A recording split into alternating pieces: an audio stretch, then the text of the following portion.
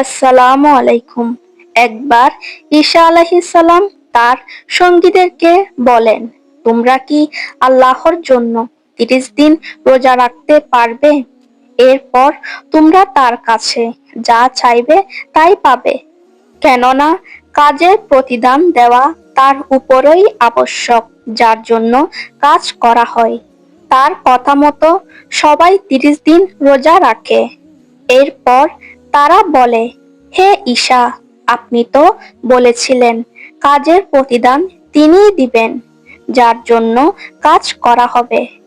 আমরা তো আল্লাহর জন্যই ৩০টি রোজা রাখলাম।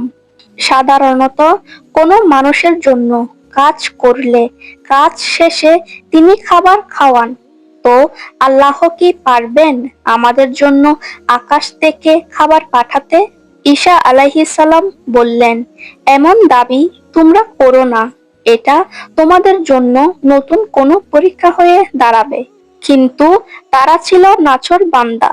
কোরআনে এই ঘটনার বিবরণ এসেছে এভাবে, এবং তাদের এ ঘটনার বর্ণনাও শুনো যে, যখন হাওয়ারীগণ বলেছিল, হে মারয়াম তনয় ঈসা, আপনার প্রতিপালক কি আমাদের জন্য আসমান থেকে খাদ্যভর্তি একটা খাঁচা অবতীর্ণ করতে সক্ষম?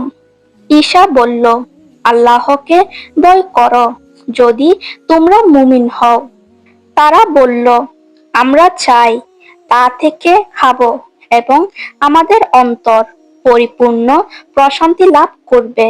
সেই সঙ্গে আমরা জানতে পারব আপনি আমাদেরকে যা কিছু বলেছেন তা সত্য, আর আমরা এ বিষয়ে সাক্ষ্যদাতাদের অন্তর্ভুক্ত হব। তখন ঈসা ইবনে মারয়াম বললেন, হে আল্লাহ, আমাদের প্রতিপালক, আমাদের জন্য আসমান থেকে একটা খাঁচা অবতীর্ণ করুন, যা হবে আমাদের এবং আমাদের পূর্ববর্তী ও পরবর্তী সকলের জন্য আনন্দ উদযাপনের কারণ, এবং আপনার পক্ষ হতে একটি নিদর্শন। আমাদেরকে এ নিয়ামত অবশ্যই প্রদান করুন, নিশ্চয়ই আপনি সর্বশ্রেষ্ঠ দাতা। আল্লাহ বলেন, নিশ্চয়ই আমি সে খাঁচা তোমাদের প্রতি অবতরণ করব, যে ব্যক্তি এর পরেও অকৃতজ্ঞ হবে আমি তাকে এমন শাস্তি দেব, যে শাস্তি বিশ্বজগতে অপর কাউকে দেব না।